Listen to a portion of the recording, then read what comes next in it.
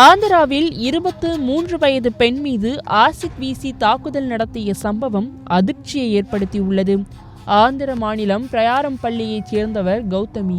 இவர் மதனப்பள்ளியில் பட்டப்படிப்பை முடித்துவிட்டு அழகு நிலையம் ஒன்றை நடத்தி வருகின்றார். இந்நிலையில் மதனப்பள்ளியைச் சேர்ந்த கணேஷ் என்பவர் கௌதமியை காதலித்ததாக தெரிகின்றது. இந்நிலையில் கணேஷின் நடவடிக்கைகள் பிடிக்காததால் கௌதமி அவரை விட்டு விலகி சென்றதாக கூறப்படுகின்றது. இதனிடையே கௌதமிக்கும் சித்தூர் மாவட்டம் பிளேரியைச் சேர்ந்த ஸ்ரீகாந்த் என்ற இளைஞருக்கும் திருமணம் நிச்சயிக்கப்பட்டிருக்கின்றது. இந்த நிலையில் கௌதமியை காதலித்து வந்த கணேஷுக்கு இந்த விவகாரம் தெரிய வந்திருக்கின்றது.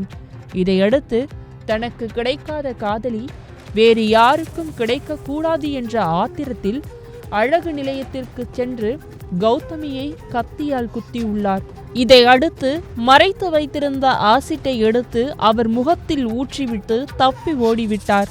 அதனால் கதறி துடித்த கௌதமியை குடும்பத்தினரும் அக்கம் பக்கத்தினரும் சேர்ந்து பக்கத்தில் இருந்த மருத்துவமனையில் அனுமதித்திருக்கின்றனர். காதலர் தினத்தன்று இந்த சம்பவம் அரங்கேறியது அனைவருக்கும் அதிர்ச்சியை ஏற்படுத்தியிருக்கின்றது.